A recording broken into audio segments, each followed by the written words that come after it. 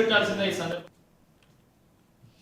భద్రాద్రి కొత్తగూడెం జిల్లా బూర్గంపాడు మండల పరిధిలోని సారపాడ కార్మికులు సమావేశమయ్యారు. ఈ సమావేశంలో కేంద్ర ప్రభుత్వానికి వ్యతిరేకంగా సార్వత్రిక సమ్మెకు పిలుపునిచ్చారు. ఎందరో కార్మిక అమరవీరులు సాధించుకున్న కార్మిక చట్టాలను కేంద్ర ప్రభుత్వం గుత్తేదారుల మాయలో పడి కార్మిక వ్యతిరేక చట్టాలను తయారు చేస్తూ కేంద్రం కార్మిక వ్యతిరేక విధానాలకు పాల్పడుతోందని కార్మికులు మండిపడ్డారు. కేంద్ర ప్రభుత్వం ప్రవేశపెట్టిన 4 లేబర్ కోడ్లను కేంద్రం వెంటనే రద్దు చేయాలి అని డిమాండ్ చేశారు. దేశవ్యాప్తంగా సార్వత్రిక సమ్మెను జయప్రదం చేయాల్సిందిగా యావత్ కార్మిక వర్గాన్ని AITUC, ITC, PSPD, Sarapaka union తరఫున మేము పిలిపిస్తున్నాం.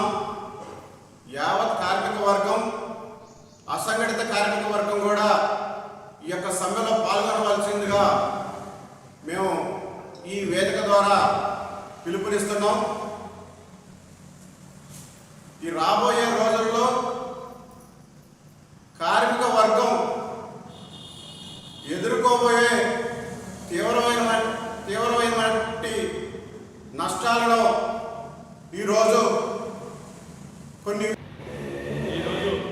సారపాకలోని ఏఐటీసీ కబడ్డీ భవన్లో 9వ తారీఖు జరిగేటువంటి సార్వత్రిక సమ్మెను జయప్రదం చేయవలసిందిగా ఈరోజు ఇక్కడ సమావేశం ఏర్పాటు చేయడం జరిగింది.